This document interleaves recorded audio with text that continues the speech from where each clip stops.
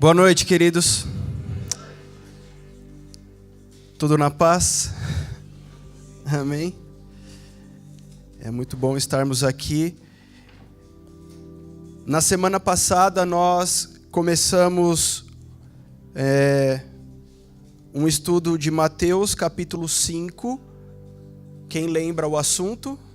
Qual o título de Mateus capítulo 5? Alguém arrisca aí? Isso, quem? Sermão de quem?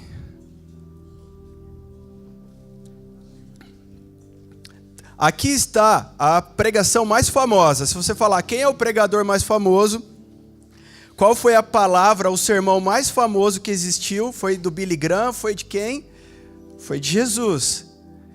Entre as suas palavras, está relatado aqui no Evangelho de Mateus, capítulo 5, um momento épico, um momento da história que muitas pessoas, porque Jesus fazia milagres, Jesus andava, curava quem estava doente, ressuscitava o morto, o cego voltava a enxergar, o paralítico voltava a andar, isso atraía a atenção das pessoas.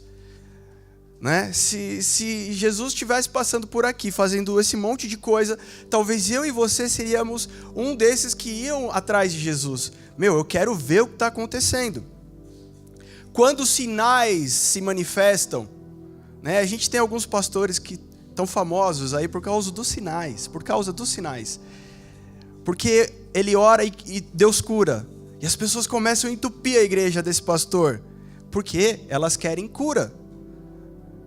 Deus ora ele ora e Deus abre uma porta de emprego, prospera a vida financeira. Um montão de gente está interessado em alguma coisa.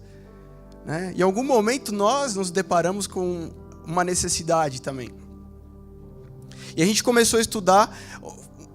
Para mim é um desafio, uma pregação um pouco diferente, de ser um pouco mais sistemático.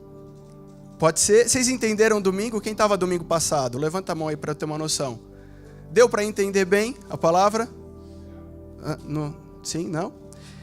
A gente foi estudando, porque você pensa, bom, nós começamos a estudar sobre o reino de Deus. O pastor Carana começou uma série de pregações, e a gente continuou no assunto, porque, inclusive o pastor falou isso, a gente está tratando aqui da eternidade, né? Amanhã cedo lá no meu trabalho eu não trato da eternidade, embora eu tenha consciência que eu sou eterno, mas aquilo que eu estou fazendo lá é efêmero, ou seja, vai passar. Tudo vai passar. Céus e terra passarão, diz a palavra. Tudo vai passar. Então, nós fazemos nossas coisas naturais. A gente trabalha, a gente estuda, a gente ganha dinheiro, a gente fica triste quando está sem dinheiro, a gente brinca, a gente namora, a gente casa, a gente viaja, a gente passeia, a gente conhece lugares diferentes. Tudo isso é maravilhoso. E aí a gente tem uma consciência de eternidade, ok. Então já minhas atitudes, os meus atos, as minhas escolhas, a minha vida agora, ela se pauta não só pelo que é passageiro, mas pelo que é eterno. Mas nós estamos desenvolvendo uma consciência que vai além dessa consciência do eterno, porque muitas vezes ir para uma igreja, ter uma religião, se torna uma fuga. Eu não vejo a hora que eu morro, porque essa vida está uma desgraça e eu vou para o céu. É uma fuga. É igual o cara que vai lá para o bar e bebe uma pinga, bebe uma cachaça para esquecer dos problemas. Guardada as devidas proporções. Eu não estou querendo aqui blasfemar, não. Eu espero que vocês entendam o meu raciocínio. Quando o céu é uma fuga para mim, alguma coisa está errada. Porque o céu precisa começar aqui na terra. Eu lembro de um pastor, eu convivi com esse pastor muito tempo da minha juventude, da minha adolescência, e a gente gostava muito dele. Ele era uma pessoa muito descontraída, muito brincalhona, um cara muito carismático. Então a gente gostava de estar perto dele, mas hoje olhando eu reconheço o quanto ele tinha uma fuga, porque ele tinha os problemas da vida dele. E ao invés de ele enfrentar aqueles problemas e superar aqueles problemas, ele ficava esperando a hora que ele morresse e fosse para o céu, que ele não teria mais problema. Às vezes ele falava assim em algumas pregações: olha, deixa o seu problema lá fora. Aqui é Jesus. Quando você terminar, você pega seu problema lá fora. Não, você não vai deixar o seu problema lá fora e pegar depois. Nós temos que estar por inteiros para Jesus. Amém? Lá, Mateus capítulo 4, versículo 16, 17. Um povo que estava em trevas viu maravilhosa luz. O povo que habitava na região e sombra da morte resplandeceu a luz. Jesus, depois de ser batizado, depois de ser tentado no deserto, ele vai para Cafarnaum, cumprindo a profecia do profeta Isaías. E aí ele começa o seu ministério dizendo, pregando: arrependam-se, arrependam-se, porque perto está o reino. Porque perto está o reino de Deus, porque perto está o reino dos céus. Jesus começa pregando sobre o reino. E nós estamos aprendendo que o reino, ele é manifestado aqui na terra. Jesus veio para a terra para buscar o que se havia perdido. Retomar aquilo que se havia perdido, o reino. E aí, então, nós lemos lá as bem-aventuranças. Bem-aventurados os mansos, né? Bem-aventurados os humildes, bem-aventurados os que têm fome e sede de justiça. A gente pensa que assim, bom, eu preciso só aceitar Jesus, é um passe de mágica, eu aceito Jesus e aí eu vou para o céu. Só que esse é um entendimento muito raso da palavra de Deus. Sim, quando nós, está lá em João, quando nós confessamos Jesus, nós agora somos feitos filhos de Deus. Mas deixa eu te falar uma coisa, filho tem direito à herança. Todo filho tem direito à herança. Aí você pensa assim, não, mas né, a gente, na nossa cosmovisão, o que é herança? Para alguns, herança é um sapato que o pai deixou. Para alguns, herança é um Fusca 72. Para alguns, herança é uma casa de praia. Para alguns, herança é uma conta com 100 mil reais. Para alguns, herança é alguns milhões de reais. Mas quando nós olhamos para o Pai, que é dono do céu, da terra, que criou o universo, o dono do ouro e da prata, aquele que tem o poder de dar paz para o ser humano, tenta imaginar o que seria a herança desse Pai. Para a gente passar a desfrutar, para a gente passar a viver. Amém? Você está comigo? Então nós precisamos ter o entendimento do que é viver aqui. Por isso eu comecei falando domingo passado, leia a Bíblia. Leia, busque, eu até dei uma sugestão, comece pelos evangelhos, Novo Testamento, Mateus, Marcos, Lucas. Você vai ver que as histórias se repetem ali muitas vezes, a visão é um pouquinho diferente de um para o outro, né, de um autor para o outro. E você vai entendendo, mas sem entendimento da palavra, a sua vida cristã vai ficar extremamente limitada. Hoje, no mercado de trabalho, no mundo corporativo que eu vivo, que talvez muitos aqui vivem, faculdade é diferencial? Fala para mim. Não é mais, né? Não, né, Tiago? No mundo corporativo, ter um curso superior é um diferencial hoje? Não é. Né? Então, você que está aí se formando, você que está pensando em fazer faculdade, faça. Eu quero te incentivar, faça um curso superior, queridos. Né? Porque nós estamos nesse mundo e precisamos brilhar nesse mundo, a gente vai ler isso aqui. Mas, por exemplo, hoje, ter uma faculdade não é um diferencial. Muitas vezes é o ponto de partida num trabalho que você almeja. É um pré-requisito ali mínimo. Né? Aí você vai para uma entrevista de emprego, você vai para uma seleção, e você vai chegar lá e falar, puxa, me formei, é legal. E tem mais um monte lá que se formou, que tem 2 MBA, que tem pós-graduação, que fala 2, 3 idiomas. Você entende? Então, aquilo que é um ponto de partida, você precisa pegar isso então e falar, tá, o que mais que eu preciso? A palavra vai nos dar tudo o que nós precisamos. Amém?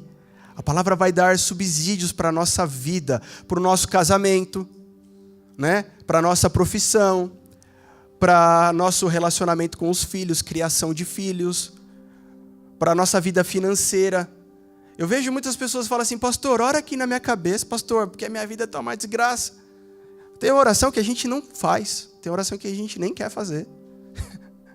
Porque tem coisa que se você está fazendo ao contrário da palavra, não adianta o pastor não vai torcer o braço de Deus. Você tá quebrando princípios espirituais. E aí você pede para que o pastor ore. Sim, nós oramos e nós fazemos muito isso aqui. Mas com entendimento. Porque muitas vezes você está ferindo e você está quebrando princípios espirituais. E você fala assim, pastor, ora por mim. Nada mais é do que se você estivesse em um centro pedindo um passe. Você entende o que eu estou falando? Amém? Você está querendo algo que seja assim. Você estrala o dedo e aconteça. Então a gente precisa entender a palavra. Bom, temos o céu. Queridos, essa é a graça do nosso Deus. Ele nos amou primeiro. Antes de você fazer qualquer coisa, Ele já te amou. Você é amado de Deus.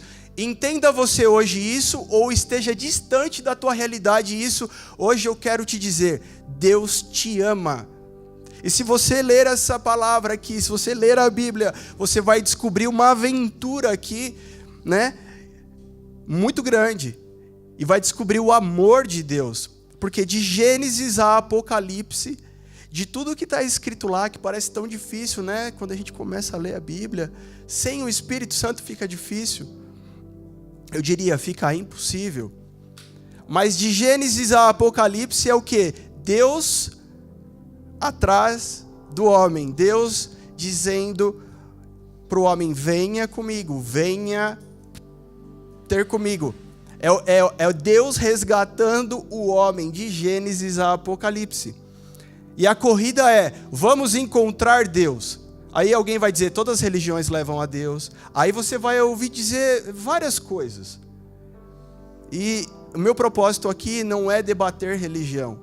Meu propósito aqui é ir para a palavra. É engraçado, e eu sempre uso essa estatística. Cerca de 88, 90% dos brasileiros se dizem cristãos e então dizem acreditar na Bíblia, mas eles não conhecem. Se você for perguntar quem já leu a Bíblia, quem conhece a Bíblia, não, mas eu acredito. Não, mas a Bíblia é para mim. Se nós acreditarmos na Bíblia, nós precisamos ir então para o que está escrito lá. Bom, esse é o amor de Deus, que Ele nos amou primeiro. Então nós fomos justificados. O homem pecou, o homem caiu, você é pecador, eu sou pecador, a nossa natureza é pecadora. E aí, Deus manda Jesus para nos salvar, nos redimir. Plano de redenção de Deus para a humanidade. Mandou Jesus pagar os nossos pecados naquela cruz. Você fala, não sei se eu acredito nisso, não tem problema. Estava Jesus crucificado e de um lado tinha um ladrão, do outro lado tinha outro ladrão. Há muitos anos eu preguei isso, que Jesus inaugurou a graça, Ele inaugura a graça com um ladrão. Até então, existia a lei de Moisés, e as pessoas que queriam se achegar a Deus, as pessoas que acreditavam em Deus, que acreditavam numa vida eterna, e que queriam morar com Deus na sua vida eterna, elas precisavam seguir a lei de Moisés, precisavam sacrificar 10 mandamentos, lembra? As tábuas e tal, não matarás, não roubarás, papapá, pecou, o que faz? Pecou, pega um animal, mata o animal, faz o sacrifício, tem gente até hoje sacrificando. O sacrifício vivo é Jesus. E quando Jesus sobe naquela cruz, ali Ele inaugura a graça com um daqueles ladrões que estava lá com Ele. Porque um preferiu pensar assim, bom, se ele fosse Deus mesmo, ele não estava aqui junto comigo. Eu sou bandido, eu sou ladrão, eu sei por que eu vou morrer crucificado. Que naquela época, morte de cruz era a morte mais humilhante, que era para os ladrões, era para os piores. Na verdade, quem tinha que estar naquela cruz não era Jesus. Era quem? Vocês lembram? Barrabás. Mas o povo escolhe soltar Barrabás e mandar Jesus para a cruz. Mas nada mais era do que a mão de Deus fazendo com que a história se cumprisse e que hoje eu e você tivesse acesso à salvação. Amém? Glória a Deus por isso. Então um daqueles fala assim, bom, nada a ver, realmente coitado desse Jesus, era um louco mesmo. Mas um deles simplesmente olha para Jesus e fala assim, lembra de mim quando você chegar no paraíso. Ele falou, eu te digo que ainda hoje você vai estar comigo no paraíso. Naquela hora não existia graça até então, existia a lei. Quando Jesus entrega a sua vida ali na cruz, a partir daquele momento, nós passamos a ter direito à vida eterna. Nós passamos a ter direito à salvação. Você entende o que eu estou falando? Foi quando Jesus entrega, Pai, se possível, afasta de mim esse cálice, papapá. Jesus sofrendo, Pai, entrego a Ti o meu espírito. E Jesus morre. Só que quando ele morre, um daqueles bandidos, porque os outros dois morreram também, você fala, mas que louco, aquele cara foi para o céu, mas ele era um bandido. Ele não tinha cumprido a lei de Moisés, ele não tinha feito nada que todo mundo fazia para poder ir para o céu. Olha que coisa louca. Ele não tinha feito o que os outros tinham feito. Mas você sabe o que Deus olha pra gente? Tem um monte de gente aqui. Eu posso olhar e falar, ô, povo bonito, todo mundo tomou banho, passou perfume, se arrumou, veio para a igreja. Mas Jesus está vendo o teu coração. Jesus, ele consegue sondar o que vai no nosso coração. E aí, Jesus viu o coração daquele ladrão, daquele homem que estava crucificado ali, que eu não sei a história, a Bíblia não conta, eu não sei, você também não sabe. Mas ele fala, você vai estar comigo no paraíso, ou seja, você vai para o céu comigo. Olha que legal isso, olha que incrível isso. Porque isso começa a dar um rumo para a gente, mais ou menos, então, como funcionam as coisas de Deus. Jesus inaugura a graça com um ladrão. Muitas vezes tem pessoas pensando assim, não, mas eu não sou merecedor. Ah, você não sabe o que eu fiz no verão passado. Meu, você pode ter feito o que você fez. Eu conheço pessoas que estavam perdidas e Deus encontrou elas no momento mais difícil da vida delas. Foi no momento mais difícil que Deus encontrou. Se você estiver no momento mais difícil, mais sombrio da tua vida, eu vou te falar uma coisa, é a hora que Jesus está mais perto de você. Vai depender agora do teu coração. Qual dos dois bandidos você quer ser? Você fala, não, eu sou um miserável, eu sou um pecador, isso, então morre. Mas um fala assim, Jesus, lembra de mim. Lembra de mim, Jesus. Então, temos uma vida eterna, mas temos um reino. Jesus começa a pregar do reino, que nada mais é do que dizer para nós assim, peraí, vocês não vão viver como se não houvesse o hoje, pensando no amanhã. Vocês vão viver hoje o melhor de Deus para a sua vida, sabendo que o amanhã é um futuro glorioso e maravilhoso. Como Paulo disse, morrer para mim é lucro. Paulo fala uma hora, o viver é Cristo e o morrer para mim vai ser um grande lucro. Então nós não vivemos de passado,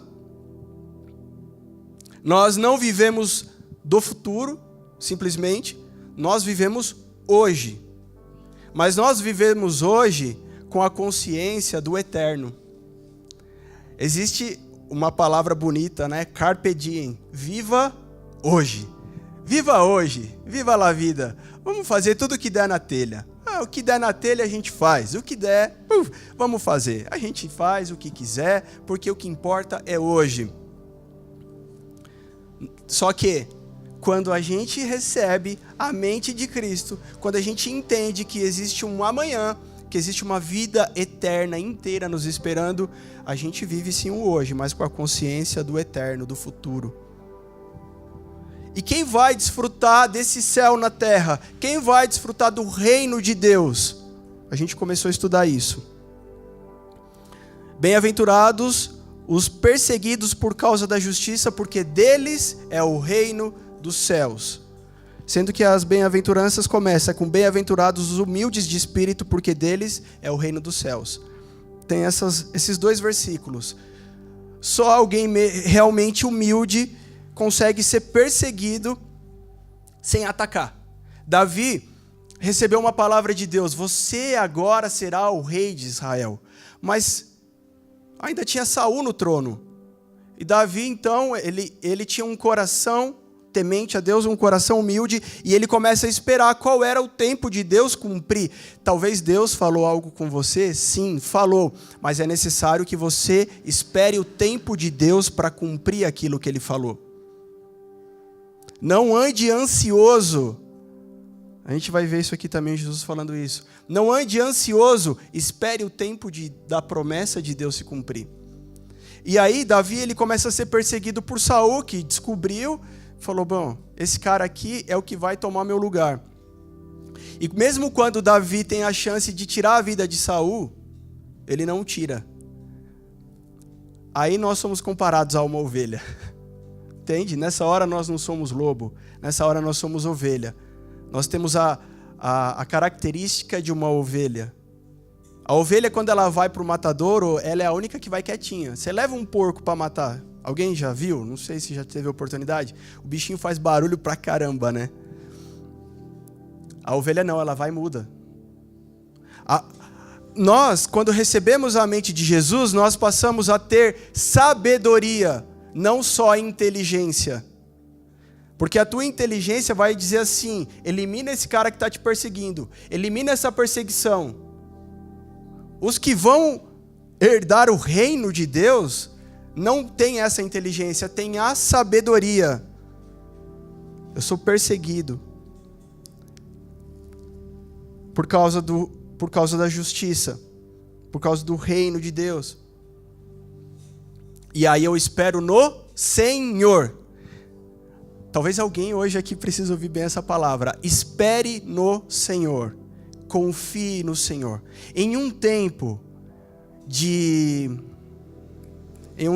tanta ansiedade, já não se ouve mais muito essa palavra. Eu lembro quando eu era criança, eu ouvia muito isso. Espera no Senhor. As pessoas esperavam. Lá em Catanduva, aonde eu nasci, criança pequena, lá em Catanduva. Eu ouvia isso, mas hoje é muito raro ouvir, né? Espere no Senhor, porque as pessoas são ansiosas.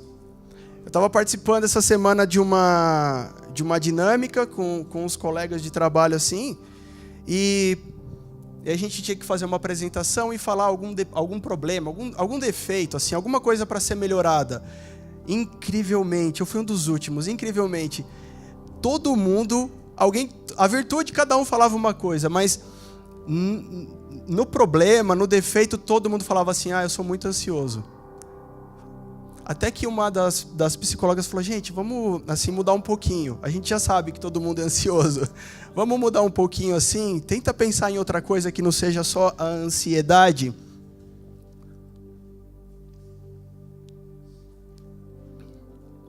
Eu estava ansioso para beber água.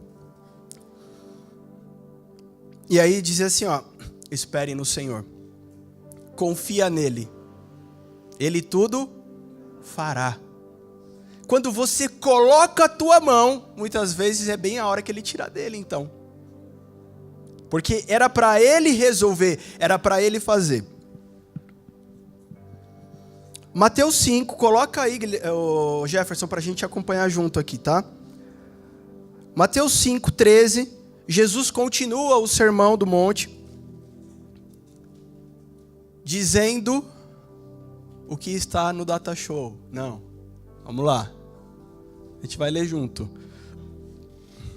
Vós sois o sal da terra, mas se o sal se tornar insípido, com que há de restaurar-lhe o sabor? Para nada mais presta, senão para ser lançado fora e ser pisado pelos homens. Continuando. Próximo. Vós sois a luz do mundo. Não se pode esconder uma cidade situada sobre um monte. Continua. Nem os que acendem uma candeia a colocam debaixo do alqueire, mas no velador, e assim ilumina a todos que estão na casa. Próximo. Assim resplandeça a vossa luz diante dos homens, para que vejam as vossas boas obras e glorifiquem a vosso Pai que estás nos céus. É aqui que eu quero fazer uma reflexão com vocês, continuando o nosso assunto. Eu já ouvi muitas pessoas, numa humildade, dizer assim: eu não gosto muito de testemunhar o que Deus fez. Nossa, você fala, cara, Deus fez algo incrível na sua vida, como que você não fala isso? Eu prefiro deixar para mim. Eu já ouvi gente falando assim: nossa, você viu como aquele pastor falou tanto dele? Ele contou, o cara testemunhou. Jesus livrou o filho da morte, Jesus livrou a mulher da morte, livrou ele da morte. Jesus fez tudo. Aí o pastor testemunhou e a pessoa fala assim: nossa, mas eu achei que ele quis se aparecer. Se você ainda acha que quando você conta um testemunho, você vai aparecer, é porque a sua mentalidade ainda está aqui nessa terra. Quando a sua mentalidade mudar, você vai entender que toda vez que você contar algo, toda vez que você disser algo, você está glorificando o nome do Pai. Você está honrando a Deus. Amém? É necessário que a gente conte aquilo que Deus fez. E eu tenho ouvido testemunhos maravilhosos. As pessoas chegam e testemunham. Nossa, Regis, você não sabe o que aconteceu. Aconteceu isso. Fala, cara, a gente estava orando por isso, aconteceu. Aí chega o outro e fala, não sei o quê. Fala, não acredito. É Deus fazendo. Gente, quando algo assim acontece na nossa vida, quem é que está sendo glorificado? É você? Então você faz um exercício e pensa, eu conseguiria fazer isso sozinho? Aí você responde assim, não. Então eu te digo uma coisa, isso vai glorificar a Deus. Se isso você conseguiria fazer sozinho, beleza, parabéns. Mas se isso glorifica a Deus, né, você jamais teria condições de fazer, então glória a Deus por isso. Como a gente contou semana passada, o pai, seu José, o pai do Marcos, chegou lá no PG e falou, hora que eu tô com dor de cabeça? Não. Hora que eu tô com dor na coluna? Não. Hora porque eu tô com um tumor maligno no intestino. Precisa de um pouquinho de fé, a gente sabe o que é um câncer. E nós oramos e Deus colocou a boa mão ali. A gente contou isso já semana passada. Coisas assim precisam ser contadas. Um dia meu pai recebeu um diagnóstico superativo, fazia tudo, muito louco. Se hoje, né, com a idade, pode falar a idade? Não pode ainda, né? Se hoje, que ele já tem mais idade que antes, ele sobe correndo essa escada aqui, imagina ele com 30. Ele voava lá em Catanduva. E um dia ele começa a formigar a perna, um dia começa não sei o que e tal, e vai indo os dias assim, e o diagnóstico do médico foi, você não vai andar nunca mais. Você não vai andar nunca mais. Mas mais do que não andar, paralisou a bexiga, foi paralisando os órgãos vitais. Então, ali já estava comprometido não só o movimento das pernas, então vão ficar na cadeira de roda, como também a vida. Mas Deus manda um reverendo da igreja quadrangular, que num dia pela manhã ele chega lá, ora sobre a vida do pastor Carana, e diz uma palavra para minha mãe, ele vai andar hoje. Como que aquele pastor podia falar isso? Quando nós passamos a andar com Jesus, quando nós passamos a ouvir o que ele diz, quando a gente passa a ter sensibilidade, então coisas diferentes podem acontecer. Podem acontecer, a gente vê irmãos aqui orando uns pelos outros e muitas vezes ele é usado para dizer algo. Por quê? Porque ele está sensível ao Espírito Santo. E ele diz algo que você fala, meu, esse cara não sabia de nada disso, como é que ele falou isso na oração para mim? Sensibilidade. Não é tremelique, não baixa nada, não recebe o santo, não é isso. O santo é o Espírito Santo que habita em nós. Ele já habita em nós. E a gente passa a ter sensibilidade para ouvir ele. E ele andou. E ele naquele dia andou. E sabe o que acontece? Deus fez com que ele rodasse o Brasil inteiro, contando o testemunho dele.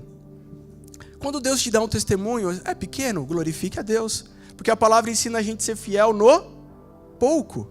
Se você acha que é pequeno, mas você reconhece Deus, glorifica a Deus naquilo. Porque certamente Deus fará algo estrondoso na sua vida. E Ele saberá que você testemunhará e glorificará o nome dEle. Não a mim, mas ao Senhor, não é assim? Então quando nós somos chamados, Jesus está tratando de assuntos aqui altamente relevantes do reino de Deus.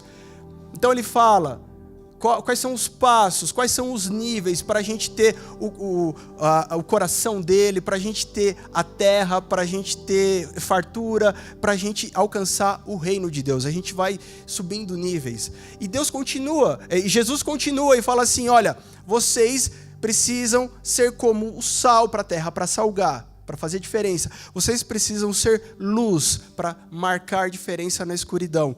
Para quê? Para que o nome dele seja glorificado. Nós estamos tomando o reino de volta.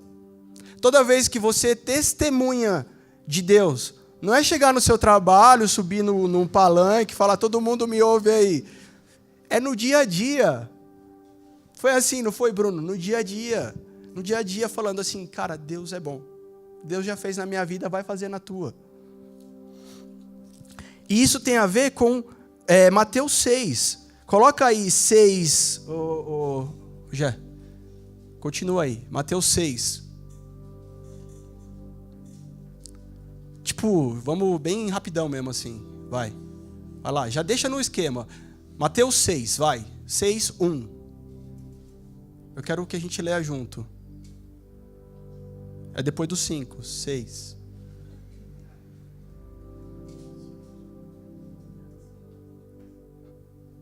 Precisa de ajuda dos universitários?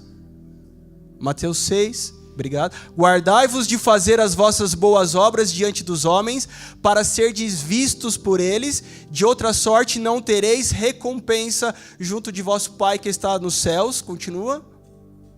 Quando, pois, deres esmola, não faças tocar trombeta diante de ti, como fazem os hipócritas nas sinagogas e nas ruas, para serem glorificados pelos homens. Em verdade vos digo que já receberam a sua recompensa.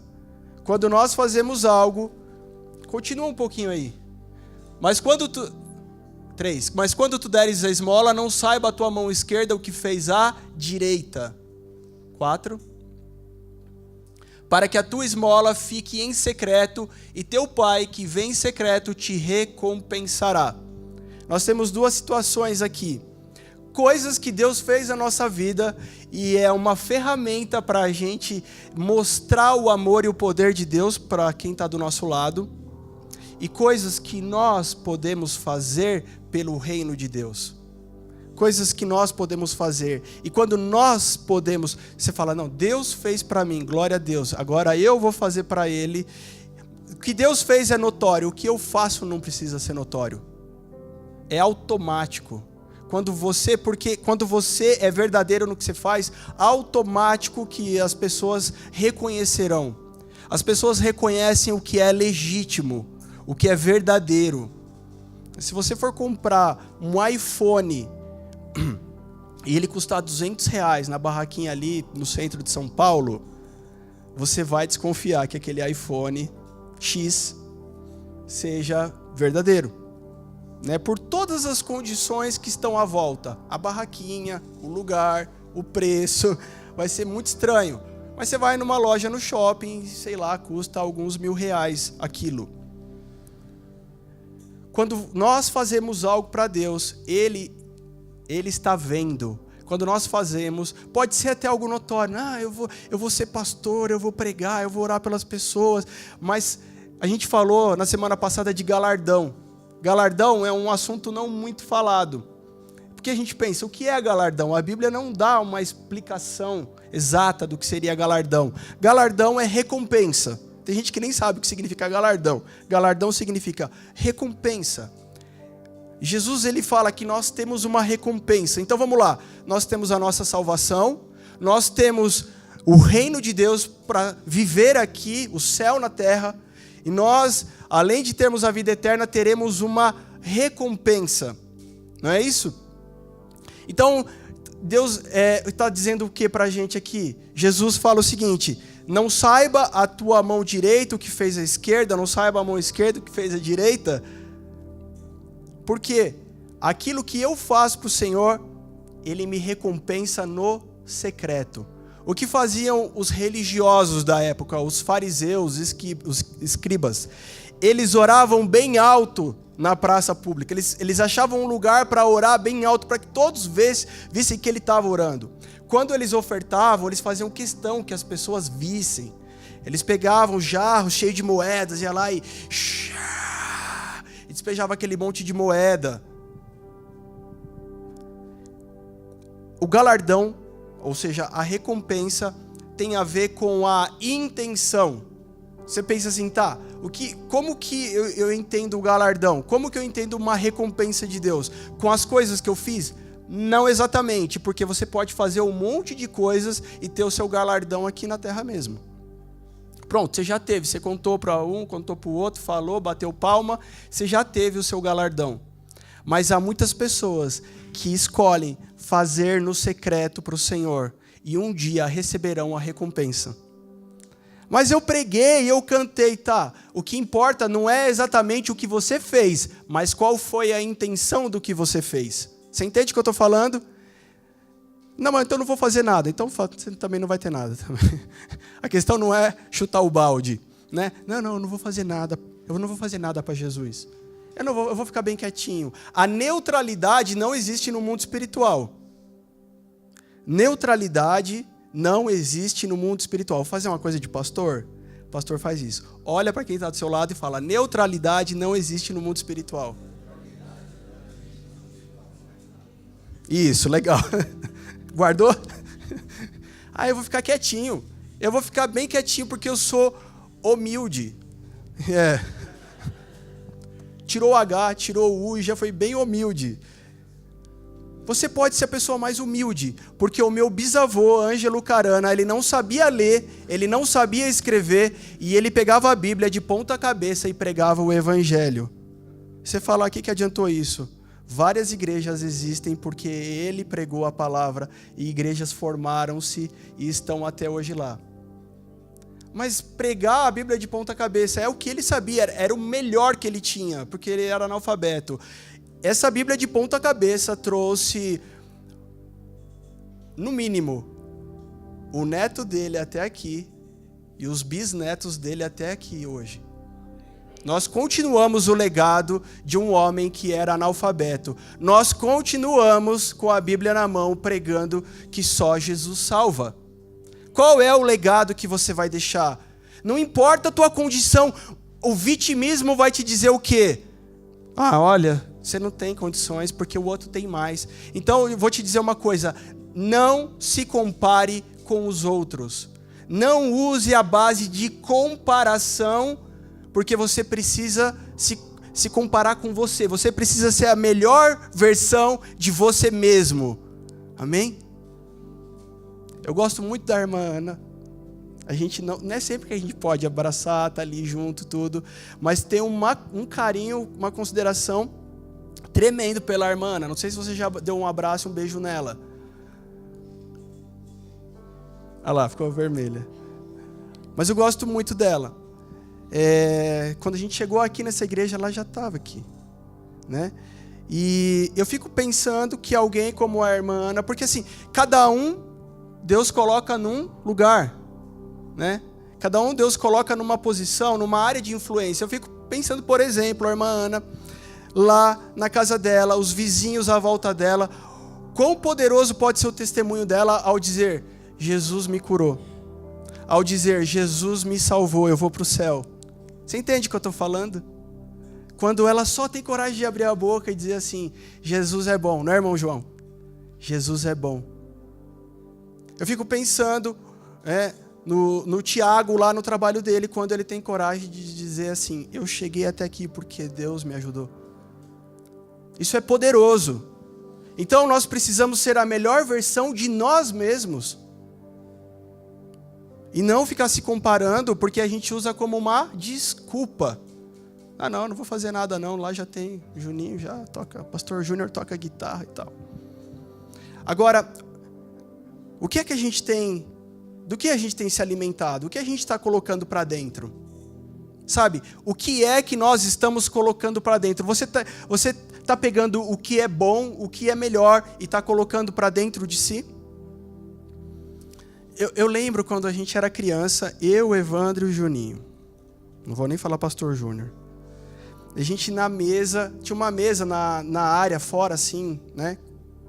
Tinha um quintal, tinha uma área, a gente estava jantando ali. E por um descuido, minha mãe foi fazer alguma coisa e deixou o Guinho, o Zezinho e o Luizinho lá jantando. E tinha um vidro, a gente era bem pequeno, e o Juninho era mais. E tinha um vidro de pimenta. E a gente olhou bem para aquele vidro de pimenta, eu olhei, o Evandro olhou, eu olhei.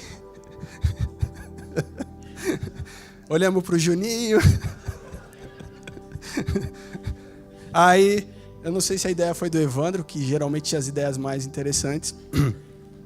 Falou, duvido que você come pimenta. Não, eu não vou comer, eu vou colocar só um pouquinho e você come só uma colherada. Ele comia de colher. Come só uma colherada. Não vou. Aí eu acho que eu negociei com ele, já tinha esse espírito de negociação. Falou, se você... Eu lembro que eu ofereci uma bugiganga, que ele adorava bugiganga. Aí eu falei, eu te dou aquela mochila velha que eu não uso mais e tal. E aí, beleza, então vai. Aí o Evandro caprichou lá. Aquela pimenta não é nem tão ardida, mas para criança, sabe como é que é? Aí eu misturei bem e falei, só uma na boca. E ele pôs, e ele nem sentiu o gosto, ele já... Pá! E veio a minha mãe e acabou com a nossa festa, entre alguns tapas e beijos. Acabou essa história. Por quê? É só uma brincadeira, só para descontrair, uma ilustração, mas muitas vezes, pega aqui comigo, como diria o cara do Santander lá. Pegou a visão? Colocar pimenta na comida, muitas vezes a gente permite isso. Parece só uma brincadeira, mas muitas vezes a gente permite que alguma coisa externa, que alguém vem colocar algo que não é aquilo que é para entrar, aquilo que não é o que a gente precisa. Você entende? Não é aquilo que você precisa, mas alguém vem e coloca a pimenta. Tá ruim. Aí alguém vem e fala assim, não, tá péssimo. Chuta o balde. Aí você está perseverando em algo, mas está difícil. Você está lá, está difícil, você está perseverando. Vem alguém e fala, é melhor parar com isso aí não? Persevere naquilo que Deus te falou. Persevere naquilo que Deus te chamou. E se alimente daquilo que Deus tem para você. Amém? Daquilo que Deus tem para você. Vamos continuar aqui um pouco. Porque Jesus, ele vai entrar num assunto aqui que é muito, muito relevante para a gente nos dias de hoje. Mateus 5,17 diz assim: não pensem que vim revogar a lei ou os profetas. Não vim para revogar, vim para cumprir. Porque em verdade vos digo, até que o céu e a terra passem, nenhum ou tio jamais passará da lei, até que tudo se cumpra. Aquele, pois, que violar uns desses mandamentos, posto que dos menores, e assim ensinar aos homens, será considerado mínimo, o menor no reino dos céus. Aquele, porém, que os observar e ensinar, esse será considerado grande no reino dos céus. Porque vos digo que se a vossa justiça não exceder em muito a dos escribas e fariseus, jamais entrareis no reino dos céus. Pega aqui comigo um assunto. A gente vive um tempo chamado tempo ou dispensação da graça. como eu disse, Jesus inaugura ali, entregando a sua vida, a graça. Agora existe uma comparação, uma figura. O véu foi rasgado, né? Entre o lugar santo e o santo dos santos, no átrio, tinha um véu que separava. Quem podia entrar no Santo dos Santos e ter ali comunhão com Deus? Só o sumo sacerdote. Ele não podia ter pecado, ele tinha que estar preparado, com as vestes adequadas e tal. Enfim, há uma comparação. É rasgado o véu. A presença de Deus sai para fora. A presença de Deus se manifesta aos homens. Amém? Que a gente pensa assim, agora a gente pode entrar. Mas há um entendimento de que agora Deus saiu, de que Deus está em todos os lugares e que nós podemos ter acesso a Ele. Então, a gente vem de uma pregação e de um neopentecostalismo, olha que difícil falar isso, aonde a graça começou a ser pregada de forma barata. É de graça, mas tem valor. Alguma coisa pode não ter um preço, mas terá um valor. E geralmente são as coisas mais valiosas. Por exemplo, o teu filho. Quanto custa o teu filho? Não tem preço para colocar no filho, mas tem valor? Tem muito valor. Quanto custa a tua esposa? Não vou responder assim. Teu marido custa quanto? Não vale R$1. Não tem preço. Não tem preço. Sabe? Deus envia Jesus e agora ele diz: vocês são perdoados. Justificação é um ato de Deus. Pega essa aqui. A justificação é um ato legal de Deus. A santificação é um processo. Nós fomos justificados. O que você faz para tornar um injusto injusto? Você justifica ele. Nós fomos justificados pelo sangue de Jesus, pela graça. Não tinha preço isso. Foi a graça, o favor de Deus para nós. Amém? Foi favor de Deus. E aí, começou uma pregação que muitas vezes vai tendendo para algo muito barato. Jesus ele fala assim: olha, não é porque vocês têm a graça que eu estou revogando a lei. Aliás, o bicho vai pegar um pouco agora. Porque ele continua aqui no texto, eu não vou ler, mas eu vou falar. Ele fala do homicídio. Se alguém matar alguém, na lei de Moisés, é um crime. E ele vai ser julgado. Jesus fala: eu digo que se você disser algo contra o seu irmão, você já está matando o seu irmão. Você já pecou. Você entendeu? Jesus ele sobe a régua. Então, esse negócio de religião, de cumprir uma religiosidade, de cumprir um ato dominical, de cumprir algumas regras que estão na Bíblia, e está tudo bem na minha vida, já não vale mais com Jesus. Jesus ele não pede algo, ele pede tudo. Outra coisa que o pastor gosta de falar assim, fala para alguém do seu lado: Jesus pede tudo. Jesus pede tudo. Você já é um homicida. Se disser, está escrito lá, raca. Raca quer dizer tolo. Você já pecou.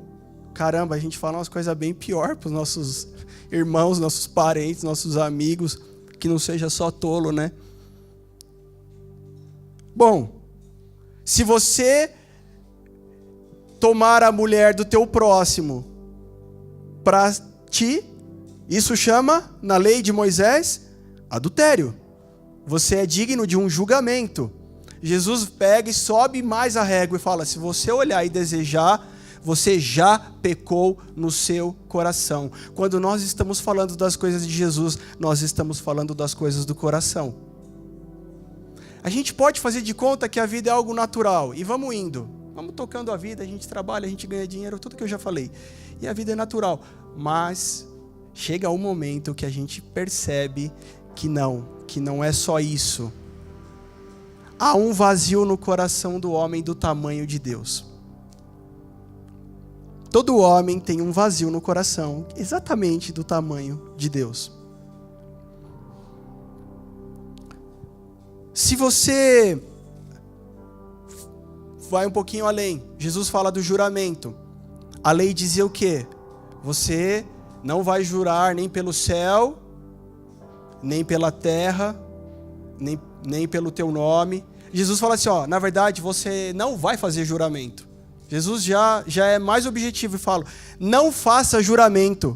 Por quê? Porque sabe que você vai tender a falhar. Não faça juramento, mas a sua palavra seja sim, sim, não, não. Conhece pessoas que não sabem falar não? Elas sofrem, porque elas não sabem falar não. Conhece pessoas que dizem sim e não cumprem?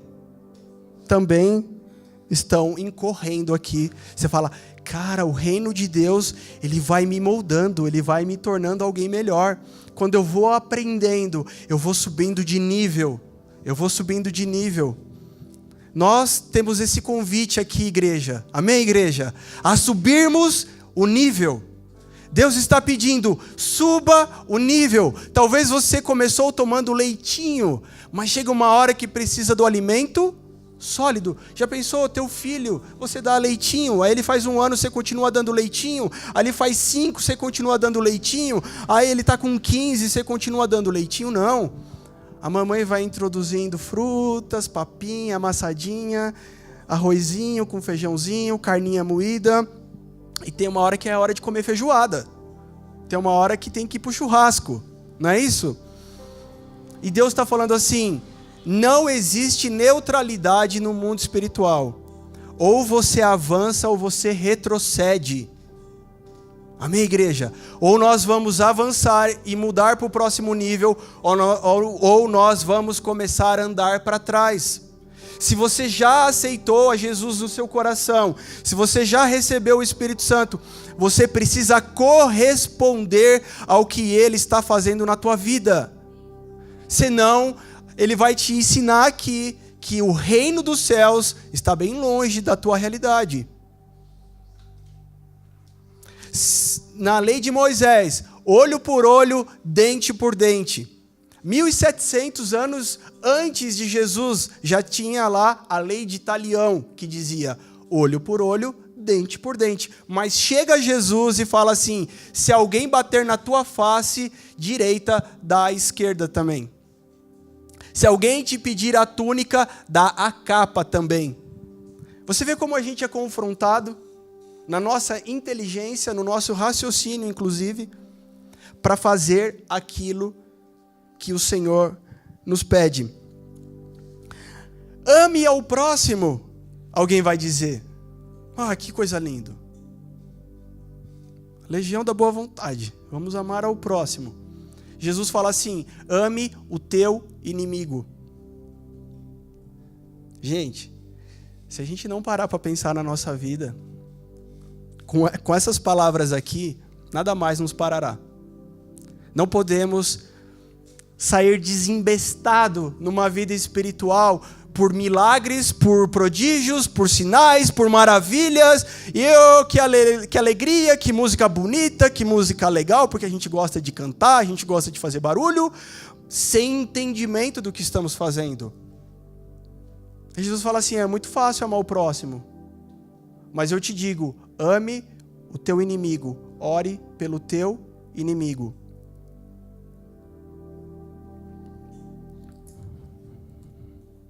Mas não façam isso para que os outros vejam. Não façam isso. Você quer ver uma coisa? Depois de tanto tempo, gente, de igreja, de louvor, de ministério de louvor, muitas pessoas já passaram pela minha vida. Mas elas passam, só passam. Só passam. Porque a pessoa, geralmente na igreja, ela tem um chamado para o louvor. Aqui. Nunca vi alguém chegar e falar, pastor, meu chamado é ajudar a lavar a igreja. Meu chamado é olhar os carros lá fora. Como se só abençoasse quando a gente está aqui em cima. Sendo que quando a gente está embaixo, a gente pode ser bênção, tanto quanto ou muito mais. Mas eu quero glorificar ao Senhor, porque Ele tem feito isso na gente. Amém? Um coração servo, um coração disposto. Eu vejo pessoas se dispondo a servir Jesus na vida do seu próximo. Isso é incrível.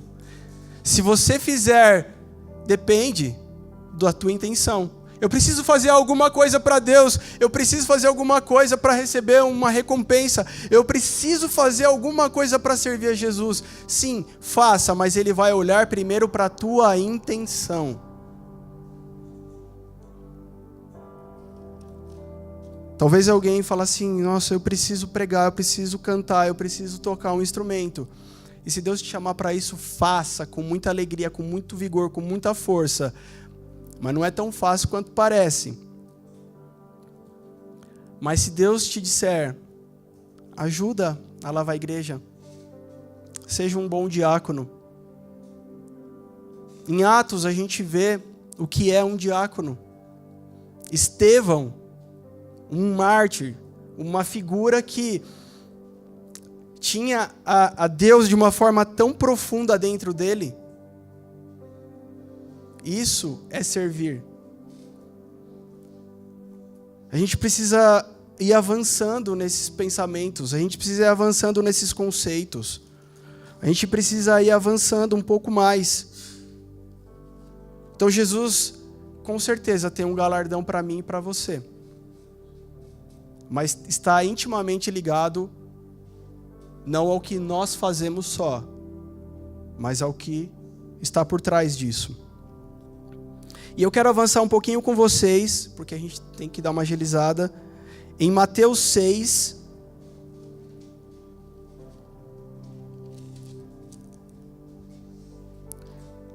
Mateus 6:6, vamos ler juntos. Tu, porém, quando orares, entra no teu quarto e fecha a porta, orarás a teu pai que está em secreto, e teu pai que vem em secreto te recompensará. E orando não useis de vãs repetições como os gentios, porque presumem que pelo seu muito falar serão ouvidos. Não vos assemelheis, pois a eles, porque Deus, o vosso Pai, sabe o que tendes necessidade, antes que lhe peças. Portanto, vós orareis assim. E aí Jesus ensina a famosa oração do Pai Nosso.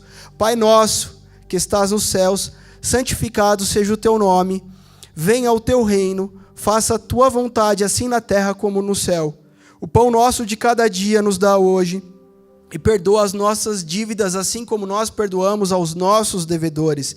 E não nos deixe cair em tentação, mas livra-nos do mal, pois teu é o reino, o poder e a glória para sempre.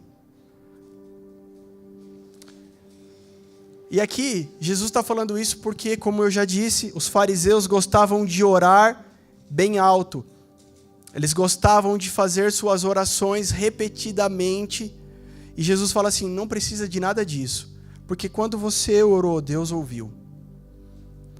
Paulo tinha uma questão séria. Ele fala que ele tinha algo que incomodava ele. Ele não fala o quê. E ele ora, faz uma campanha de oração. Essa campanha dele se resume a 3 vezes.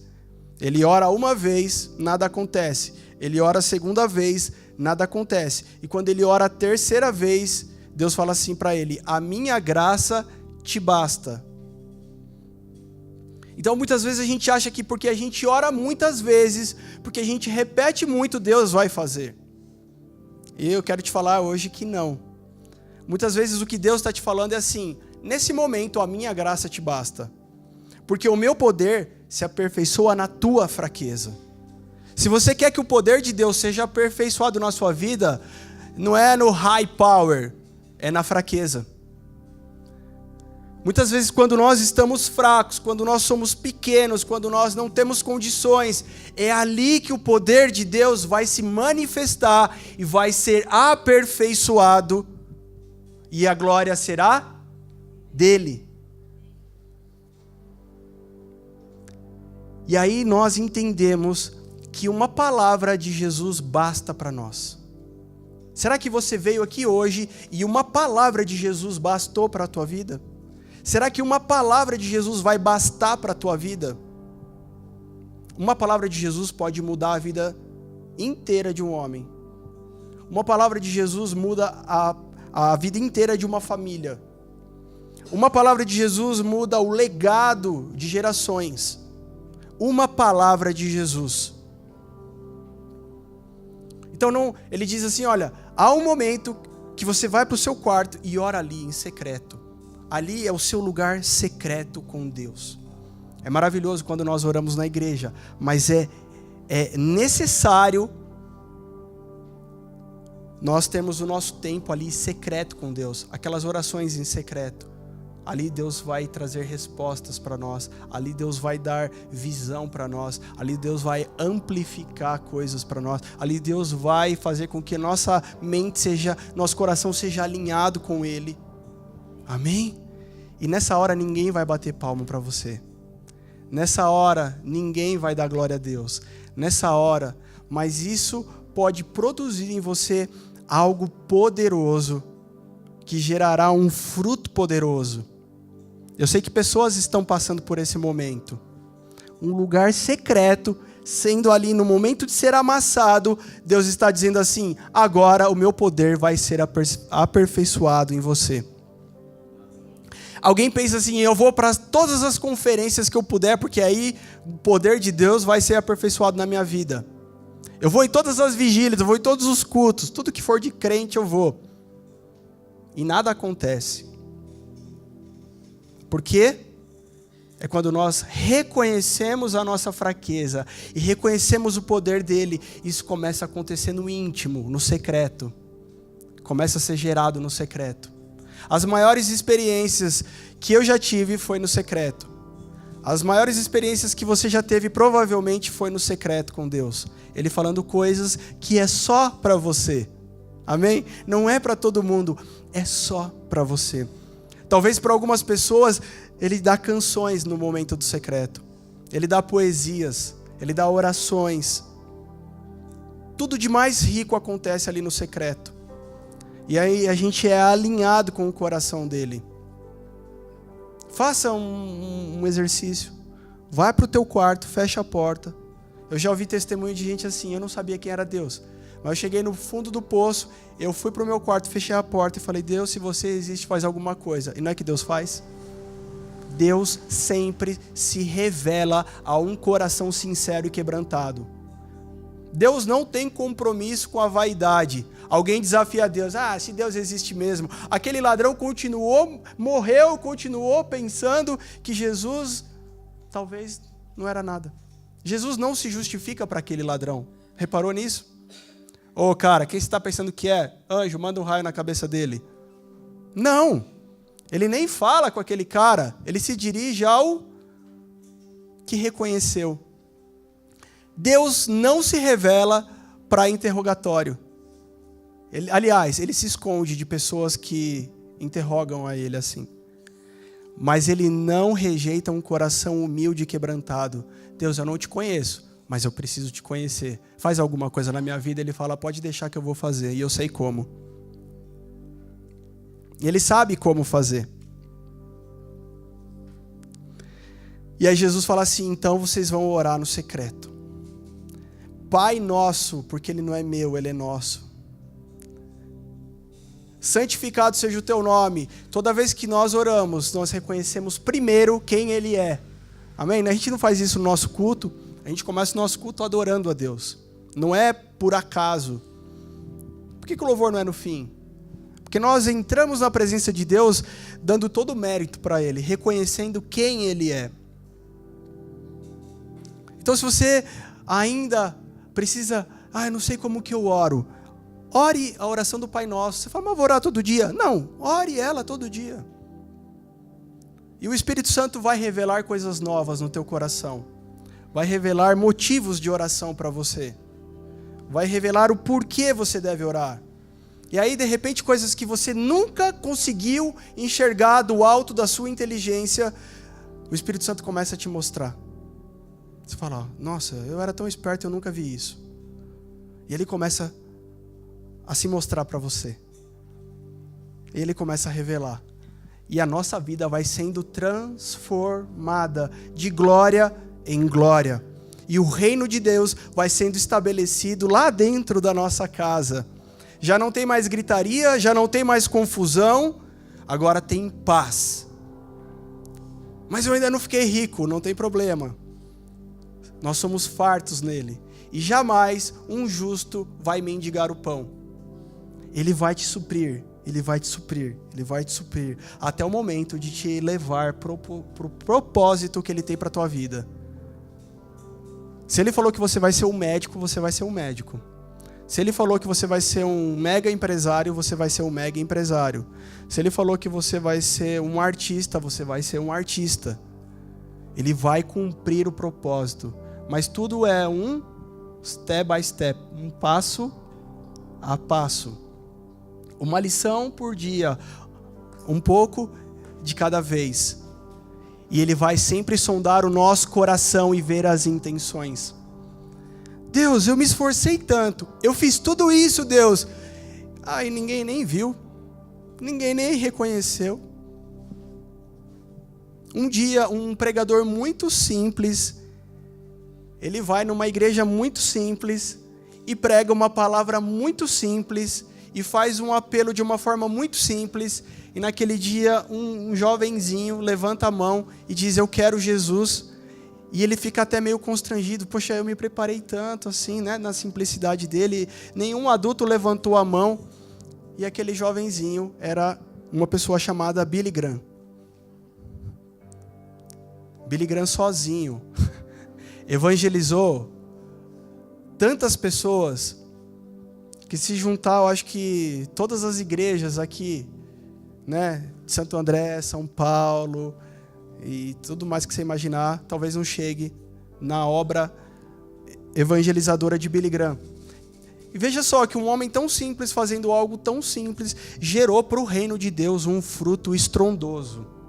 Às vezes você fala, esse negócio não vale nada, eu não vou pôr a minha energia, a minha mão, a minha força aqui. Mas você, por um passo de fé e de obediência, vai e faz o teu melhor naquele pouco, e aquilo pode ser a semente mais poderosa da tua vida. Amém? O que Deus disse para você? O que Deus falou para você? Se você ainda falar assim, não sei, não tem problema. Se eu te perguntar e você disser, eu ainda não sei, ainda estou confuso, não tem problema. Você só precisa dizer, Espírito Santo, eu quero ouvir a tua voz. Eu quero ouvir a tua voz. O que a gente precisa no Brasil? De jovens que ouçam o Espírito Santo. Jovens inteligentes tem bastante já. Jovens formados tem bastante já. Jovens com pós-graduação tem bastante já. Jovens que ganham dinheiro tem bastante já. Mas precisam de jovens que têm sensibilidade ao Espírito Santo para dizer o Espírito e eu ouvir. E disposição para agir. Quantos de nós temos disposição? Deus está olhando para nós aqui. Qual a sua disposição? Veja que a gente está tratando do reino, mas é que é tão abrangente que não dá para a gente falar tudo de uma vez. Você fala, mas esses assuntos que você falou tem a ver com o reino? Tem tudo a ver com o reino. Tudo a ver com o reino de Deus, porque significa a nossa vida que nós vivemos aqui nessa terra. A minha casa é uma desgraça, mas eu vou para o céu. Está amarrado. Abaixo esse pensamento. A minha casa está uma desgraça hoje, mas eu vou colocar o meu pé lá. E eu sou um representante, um embaixador do reino. E eu vou começar a declarar lá. Vou começar a declarar que o reino de Deus está ali. E eu duvido que, se você for fiel, como Daniel foi fiel na Babilônia, se algo não vai acontecer. Agora, nós não podemos ficar entre dois pensamentos. Ou nós servimos a um Senhor, ou servimos a outro Senhor. Eu estou terminando aqui, eu não vou me alongar, então eu vou cortar alguns textos.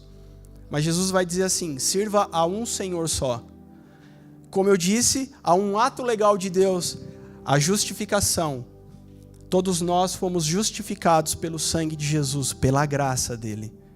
Há um segundo passo, que é um processo, a santificação. Por que um processo? Eu vou ser um santo? Não, eu não sou santo, ninguém aqui é santo. Lato sensu, né? Mas a gente começa a entrar num processo onde aquele pecado que eu vivia já não serve mais para mim.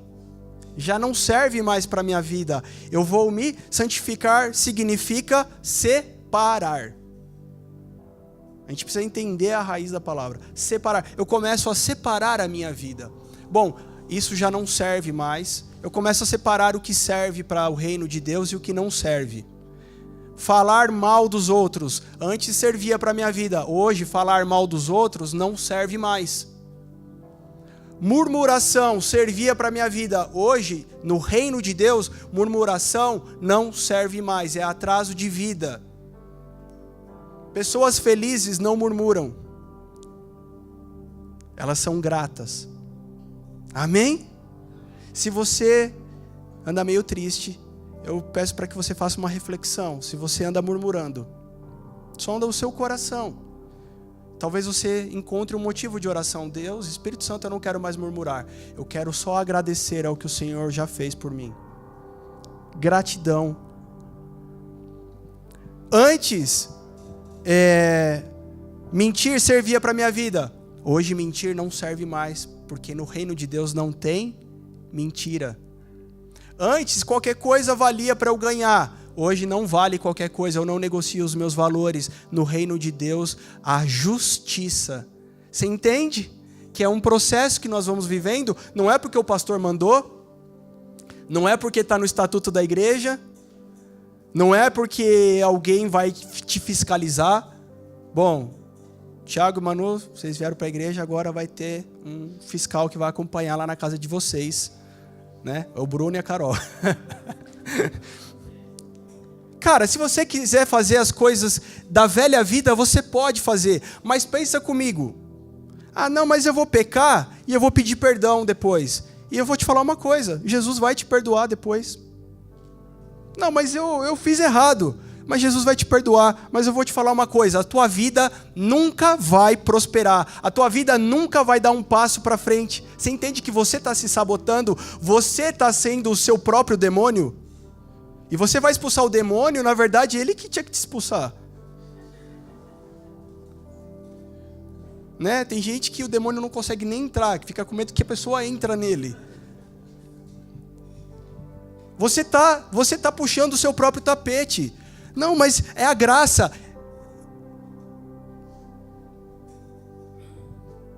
Isso. É a graça, eu posso, porque depois Jesus me perdoa. Cara, se você já aprendeu, desculpa. Se você já sabe, desculpa. Por exemplo, farol vermelho, todo mundo sabe que tem que parar? Sabe, né? Se você passar no vermelho, você vai falar pro amarelinho lá, putz, eu não lembrei. Eu vou falar, azar o teu. Toma aqui a multa. Se você pecar, toma aí a multa. É o teu atraso de vida. É os teus 40 anos no deserto dando volta. Ok? Então assim, querido, você pode todas as coisas, mas Paulo ensina, nem todas são lícitas. Nem tudo vai ser bom para você. Você pode fazer? Pode. Tá ok? Posso pegar aqui um tiro, um revólver e dar um tiro pacificamente? Pode. Mas você vai arcar com as consequências. Você pode tudo o que você quiser. Você vai para a cadeia depois. Se você fizer algo que está relacionado à velha vida, que não é relacionado com o reino de Deus, você não dará um passo além. E o que Deus tem para a gente é um futuro glorioso. Né? O que Deus tem para a gente é um futuro glorioso. Quando na minha vida, né, eu e a Carol, a gente namorava, e tipo assim, sinceramente falando, eu não tinha um pau para dar no gato. Né? Se a gente fosse no Habib's, a gente ia ter que dividir uma esfirra no meio. Né? Época das vacas magras. E ali a gente foi construindo coisas. Porque, como alguém disse, né, o melhor momento para plantar uma árvore, quando é? Há 10 anos atrás, né? Ou hoje. Algo que a gente começa hoje. Então, se você não plantou há 10 anos atrás, você não tem a sombra hoje, planta agora para que 10 anos você ter. Muitas decisões, eu vejo jovens aqui, eu vou te falar uma coisa, ó, uma galera jovem aqui. Aquilo que você está decidindo, está fazendo hoje e deixando de fazer, vai refletir no teu futuro daqui a pouquinho, é muito rápido. Ah, eu não estou muito afim de estudar, não tem problema. Daqui a pouco você vai sentir falta do seu estudo. Ah, mas o meu namoro eu não consigo assim, bem do jeito que Deus queria que fosse. Não tem problema, daqui a pouco você vai ver a diferença de uma coisa e de outra. Não é o pastor que vai pedir, não é a igreja que vai pedir, é a tua vida que vai te pedir isso. É ela que vai cobrar de você. E aí a gente começou a construir coisas em Deus. Nossa, vocês eram perfeitos? Não. Tanto que a gente preferia a nosso namoro muitos anos. Fala, nossa, o resto da Carol namorou vários anos. Sim, namoramos. Mas muitos anos do nosso namoro foi assim, a gente se via domingo na igreja. Hoje eu te digo, jovem, não demore, não fique namorando muitos anos. Hoje as coisas são diferentes. Então, antes que você entre numa roubada, se decida, e seja homem, seja mulher, não é assim? Toma uma atitude na vida. Eu diria isso para mim. Eu não precisava ter esperado. O duro de ser pastor é que, assim, às vezes a gente fala coisa que em parte a gente não sabe, que em parte a gente sabe, né? É o ofício de pastor. Vocês me perdoam por isso? Eu estou tentando ficar só na palavra. Hoje eu não teria demorado tanto tempo. Por quê? Porque foi custoso. Foi custoso para construir algo em Deus. Você entende? E agora eu estou dando crédito para Deus. Estou dando crédito para o Senhor. Amém, queridos? Esse não é para mim. Se eu dei dízimo alto, se eu dei oferta, se eu dei não sei o quê, ninguém precisa saber. Se eu ajudei alguém, se eu comprei algo para alguém, ninguém precisa saber. Isso que eu estou contando é glórias ao Senhor, não a mim. Então eu tive que pagar um preço alto, foram anos lá, e a gente ralando, trabalhando, estudando, tentando ali se guardar. Não, mas que quando abraça, dá uma vontade, e tal, sei o que, dá, todo mundo tem hormônio, e a gente ali tentando no Senhor, e eu pensei, eu preciso honrar a minha futura esposa, para que ela seja uma mulher de Deus, honrada. E quando a gente foi para a nossa noite de núpcias, então eu agradeci ao Senhor por aquele momento. E fogos. Solta.